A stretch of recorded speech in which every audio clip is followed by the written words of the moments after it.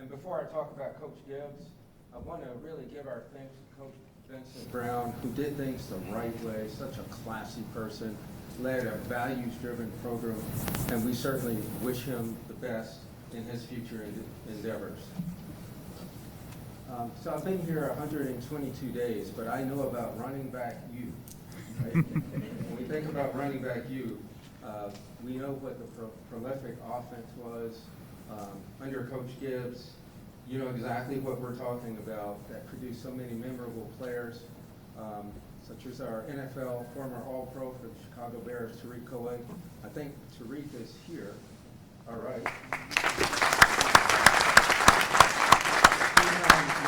Offensive Player of the Year.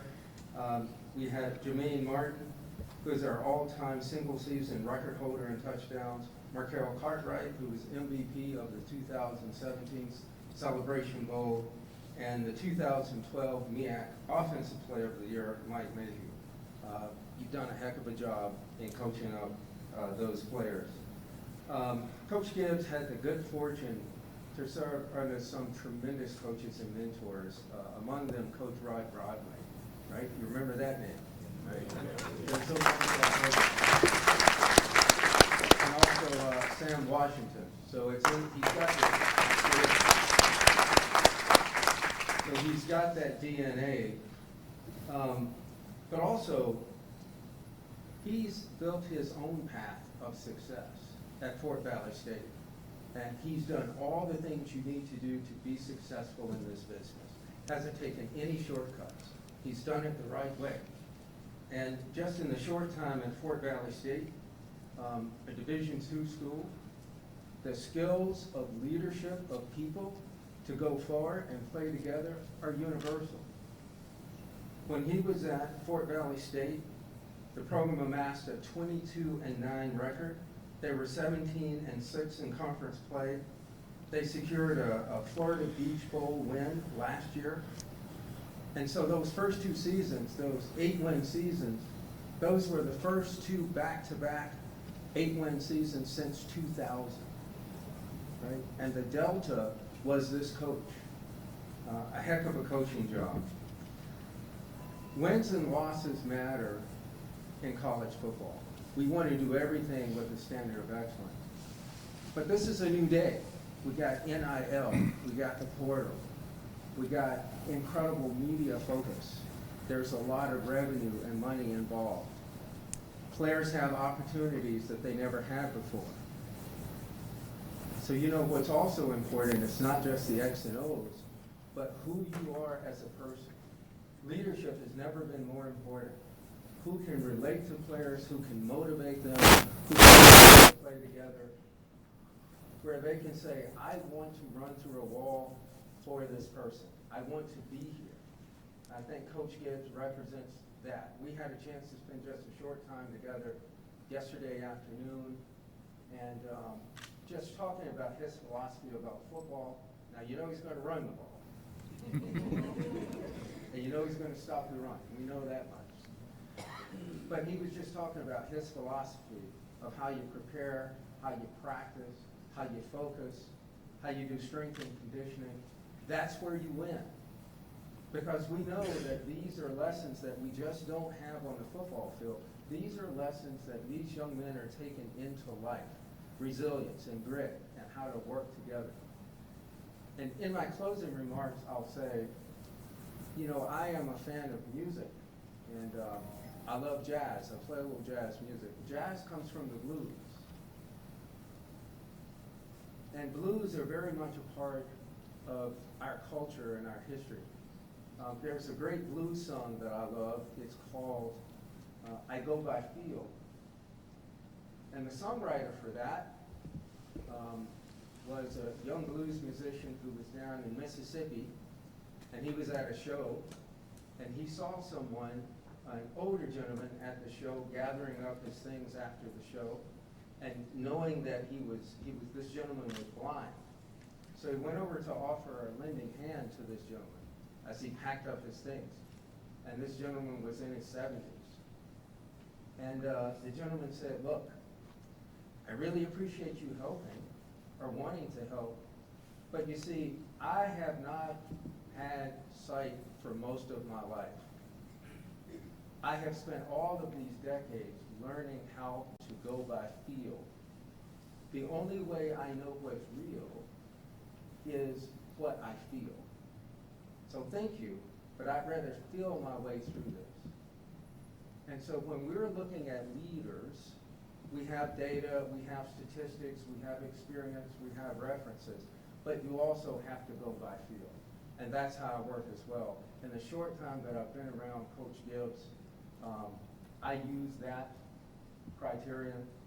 We've got the right coach at the right time for this institution.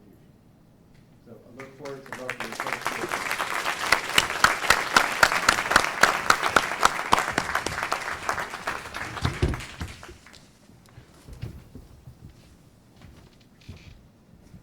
Thank you, Chancellor. Good morning, everyone. Good morning. It's great to be with you today, and again, I want to express my gratitude to you for coming to be with us as we begin this next chapter here in A&T Athletics, and I appreciate the media for their time and attention to this matter as well, and certainly members of the board of trustees who are here in support of this move.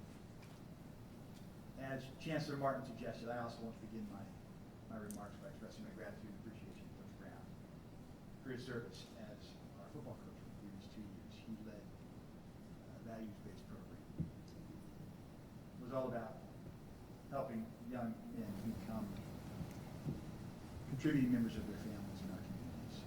And I appreciate his service in that regard. As you're aware, we conducted a national search for a football coach a little less than 2 years ago. Coach Gibbs emerged as one of the top 2 candidates in that search. I've had my eye on Coach Gibbs for about 15 years as I've watched him grow and develop. Why he was attractive to me then and why he is attractive to me today, why he's the right man for the job today. As has been mentioned, his head coaching experience, his former work at A&T, the success we enjoyed while he was here with our program, his proven ability to identify and develop talent, his deportment, his character, the way he carries and handles himself, his experience as an HBCU student athlete at an institution also located in North Carolina, but whose name we're not going to say today. His demonstrated success recruiting North Carolina and our surrounding states. Chancellor Martin has alluded to this. His coaching philosophy, his teaching philosophy for our young men. His ability to develop meaningful, impactful relationships with our young men. And finally, as I mentioned, my own personal observations of his growth and development and maturity over the decade and a half that we've been associated.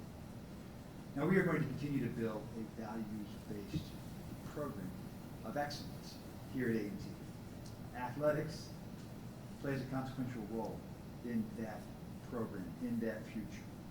We will continue to graduate student athletes. We will continue to win championships. Now, Coach Gibbs, is coming back to FCS football at an interesting time, an exciting time. As the Chancellor's mentioned, we have the pending House settlement, we have the transfer portal, we have NIL. Those opportunities, expectations did not exist the last time Coach Gibbs was at A&T. The world has changed dramatically. He's stepping into that, and I'm grateful for his willingness to lead in that space. I believe that A&T, that we have taken bold steps in the past to position ourselves to leverage these opportunities on behalf of our student athletes. I believe that we are uniquely situated to capitalize on the existing and the anticipated developments in Division I sports. I believe that we're prepared to realize exponential growth at A&T and in the athletics department. And I believe that Coach Shawn Gibbs is particularly and uniquely qualified to lead us into that future. So without any further delay, it's my pleasure and my honor to introduce to you Coach Shawn Gibbs, head coach of North Carolina A&T State University football.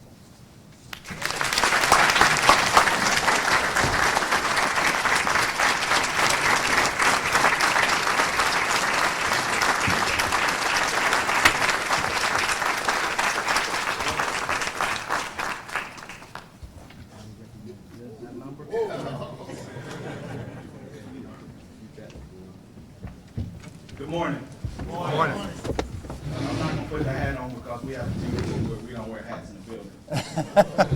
So I have to lead by example.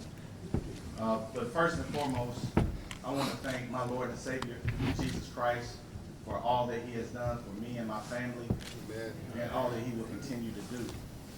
I want to thank Chancellor Martin, our AD, Mr. Earl Hilton, and the Board of Trustees for giving me this opportunity to lead the football program at the #1 HBCU in the world.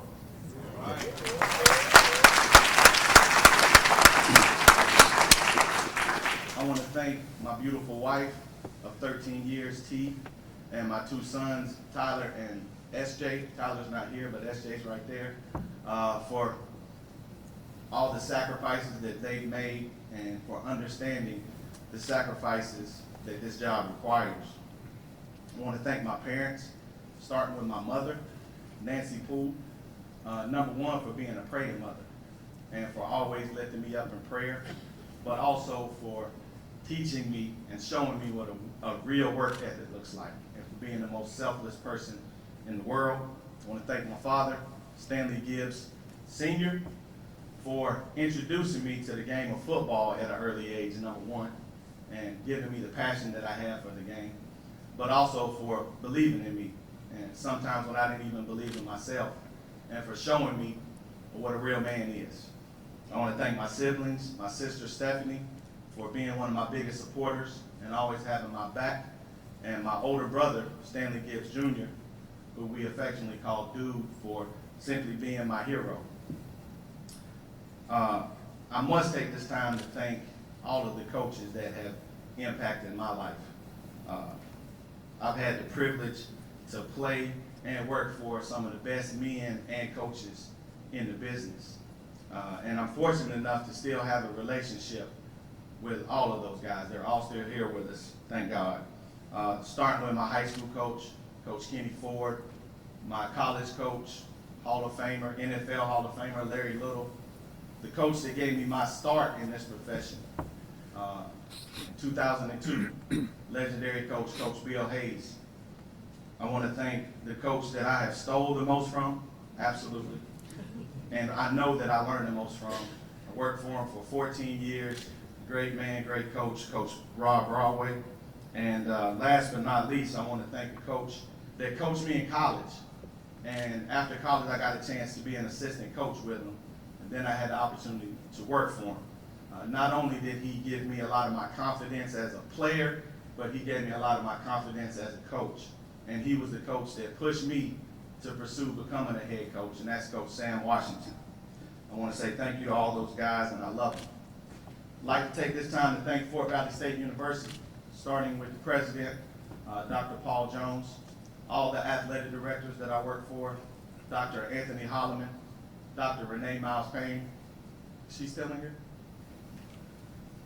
Over there. Thank you, Dr. Payne. Wheeler Brown and Aggie, and Daphne Johnson. I also want to thank the entire Fort Valley State family for all of their support. Not only my support when I was down there, but also the support that they've shown in my transition to North Carolina A&T. Thank you for your support, thank you for your patience, and thank you for all the love. I would especially like to thank all of the coaches and players that I worked with down in Fort Valley State. Thank you for all your effort and all your sacrifices. Last but not least, I would like to thank the entire Aggie family, the AAF and all of its donors, all of the alums, all of the former players, and all of the fans. I can't tell you how it makes me feel to receive so much love. Now, it's way too many individuals for me to thank you all, but I must take this time to thank two people in particular, Tariq Cohen and Jermaine Martin, two future A&T Hall of Famers.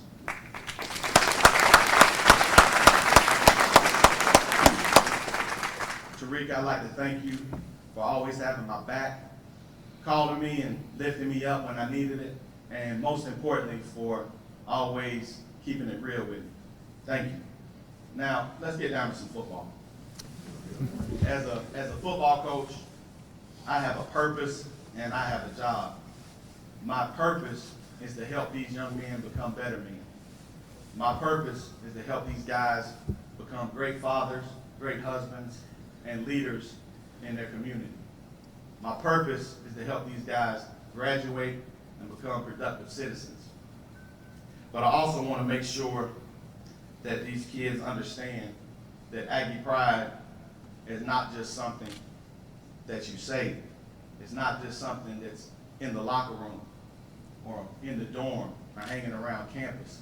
Aggie Pride is something that you must live each and every day.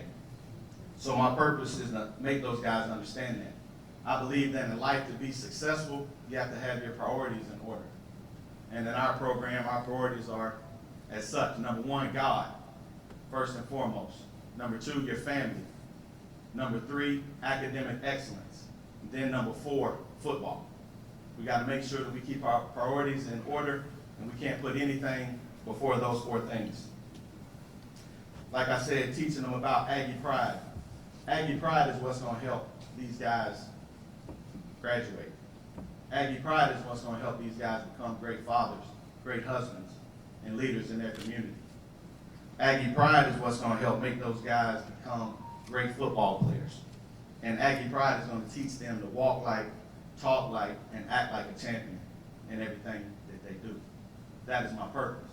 My job is to win football games. I understand and embrace the fact that our jobs are in the hands of 18 to 21-year-old kids. That's why we're going to work diligently to transform those 18 to 21-year-old kids into men, both on and off the field. The recipe on the field is pretty simple. And I'm pretty sure a lot of guys in here already know what that recipe is. See, what we're going to do is we're going to make chicken. That's what we're gonna do. Now, I'm not going to sit up here and give out the formula because there's too many cameras watching. We don't want it to get out there, but I do want you to know that we're going to have a disciplined football team that doesn't beat itself. We're going to play fast, and we're going to play physical. We want a confident team that's aggressive and plays with a chip on their shoulder. We got to have an edge to us. A controlled edge, but nonetheless an edge. I think it's important that we understand, both as coaches and players, we are standing on the shoulders of giants. As coaches, we must understand that our first job is to coach the entire player. We must develop relationships outside of football. Football cannot be the main reason that we're talking and developing relationships with our guys. We have to let them know that we care about them on and off the field, and it has to be genuine. As coaches, we got to understand that we're following in the footsteps of a lot of giants as well. Coach Hornsby Howe, Coach Mo Forte, Coach Bill Hayes, Coach Rob Broadway, Coach Sam Washington. And our players and recruits must understand that anything that you can do as a football player has already been done by an Aggie. First player drafted from an HBCU in 1950, Robert Stonewall Jackson. Fortunate enough, that was one of my coaches in college, an Aggie. The highest round that you can get drafted in the NFL draft is the first round. It's been done. Jermaine Stevens, an Aggie. The highest honor you can receive as an NFL player is to be elected into the NFL Hall of Fame. It's been done. Elvin Bethea. Highest honor you can have as an active NFL player is to be named an All-Pro. It's been done. Tariq Coleman. In the NFL, other than the owner, the highest position you can achieve is a general manager. It's been done currently. It's being done currently with Brad Holmes.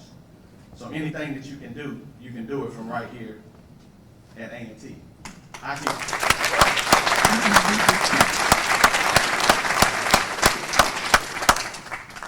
I can go on and tell you about all the greats that have walked this campus, but I would be here all day. My point is that we got to understand as coaches, when we put on the whistle, and players, when they put on the hat, you're representing all those that came before you. And you're laying a foundation and leaving your own legacy for all those that will come after. Getting us back to where we belong at the top is not going to happen overnight, but I want you to know that help is on the way. Do not get discouraged during the journey when adversity strikes. Adversity is simply part of the journey. In football, we say that when something good happens, keep playing. When something bad happens, keep playing. In life, when something good happens, just keep going. In life, when something bad happens, just keep going. Understand that the only thing that's going to work is work. Our return to glory is not dependent upon one man. It's going to take everybody. Coaches, players, administration, alums, and fans. But together, we can make this work. We need to have one message throughout our program. One message, but many messengers. And that message is walk like, talk like, act like a champion in everything that we do. Thank you, and God bless. Can I get an Aggie pride? Aggie pride!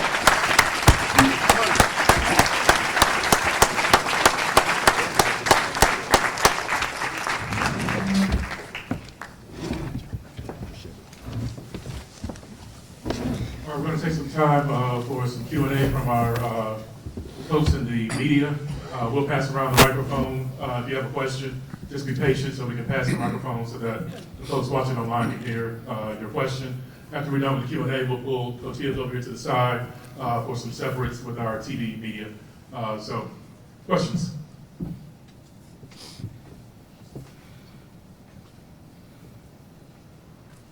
Coach, Samaj Marsh from Death Valley. Hey, Samaj, how you doing? What's the, in your opinion, the biggest way you've grown since your last stop here?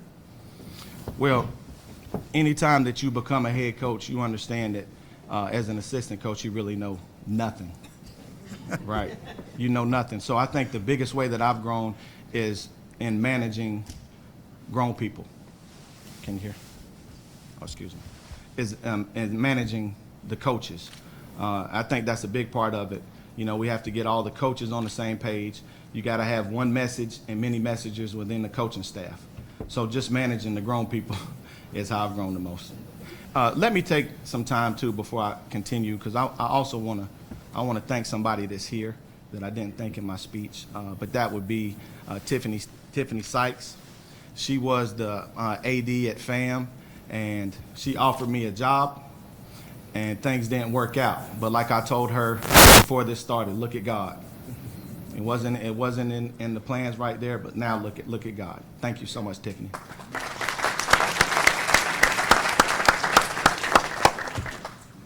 Coach Colin Avery with the Register. In the new age of the transfer portal and NIL, what was your message to the team to try to keep everybody here? Well, that's the main challenge in the transfer portal for me. I'm not going to live in the transfer portal. We're going to build this program on the backs of high school kids. If you look over there at all those guys, they came out of high school.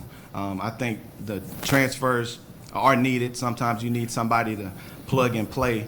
But the biggest challenge in today's game for me is going to be keeping our guys out of the transfer portal. So I think we have to create an environment where they want to stay here, but we also have to be competitive in the market now and be able to offer those guys some things and make it attractive for them to stay here.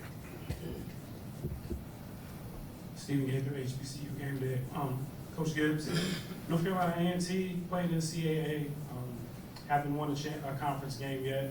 What is it that you're going to do to get these guys to the top of the CAA, and what's your assessment of the league so far? We're going to make chicken. That's what we're going to do. And for those of y'all that don't understand what making chicken is, when Coach Broadway was here, that was his saying. And he referenced KFC. If you go to KFC, back in the day, I don't know about now, I ain't been there in a long time, but you're not going there to get a quesadilla or a burger. They do chicken. And that's what we do. We're going to do what we do. We're going to stop the run. We're going to protect the football, and we're going to win the kicking game.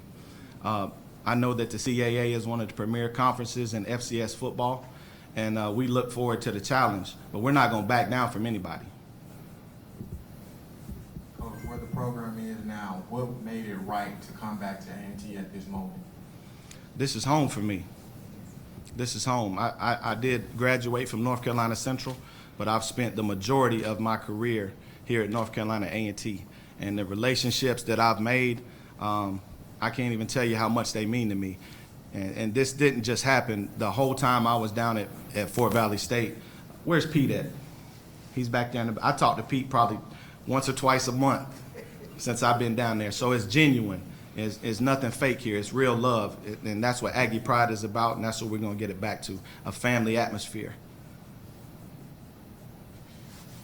Coach, have you made any decisions about your coaching staff and you making the announcements on who will be part of that staff? And lastly, do you have a timeline of when you want to complete that process? Okay, I can give you the timeline. We want to try to have the majority of our guys in here by the start of the new year. We have made some decisions on the coaching staff. I'm not ready to announce all of those right now, but they'll be coming out in the next few days or next few weeks. But we have some guys in place, and we retained Coach Poole and Coach Mattis. Coach Barnett. And Coach Barnett. Hey, Coach Tight Gibbs. end coach. I'm going to cut you off. Hey, Tariq. But you used to have a little small office on the side, Right. You know, they kept you humble. Will you be moving back to the side office? I think I'm just going to visit the side office, but I'm going to be in the big office.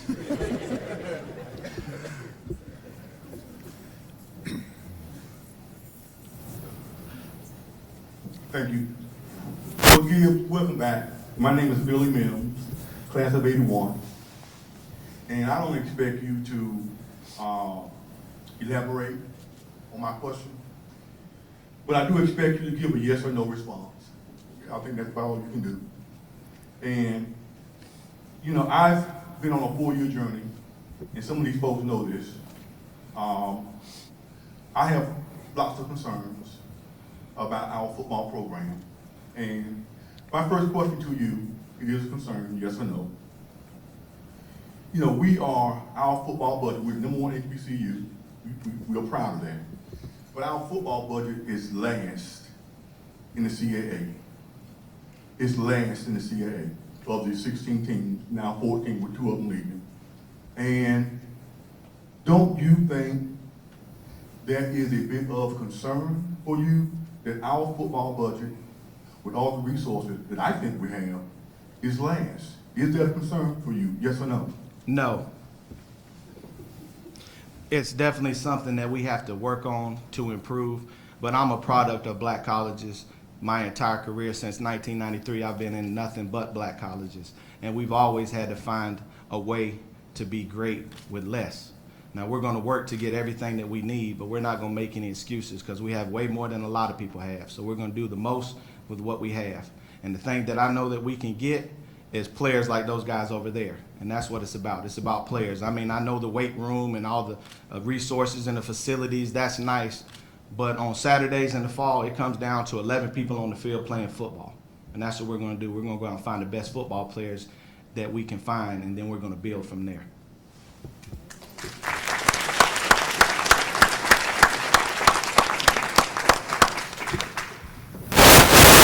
Are there any other questions from our media?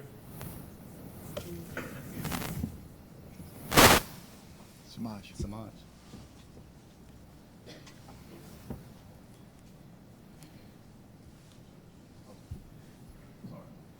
Actually, this question is for either Chancellor Martin or Mr. Earl Hill. When you talk about this new era, can you just kind of just give us some understanding on why you felt the change was needed from Coach Brown? You know, so he was on here for 2 years. Just give us a little bit of insight on what the thought process and why that move had to be made. Well, let me just say, as a new chancellor, we are a forward-looking organization. It's important that we set standards of excellence. Individual cases and personnel matters we don't discuss, but we're always constantly evaluating 2 things. What is in the best interest of our student athletes, and what's in the best interest of North Carolina A&T? And we have to answer those questions. And those are always the most important question that we have to answer. And that's a constant evaluation. That's why we're here. And so that is the process that we always use. And then we are unified in that decision.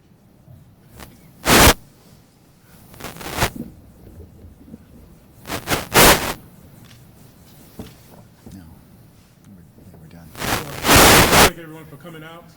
We'll pull Coach Gibbs over here to the side for additional questions, and then he'll do some mingling with some of our fans as well. Aggie, right? Aggie, right? Thank you.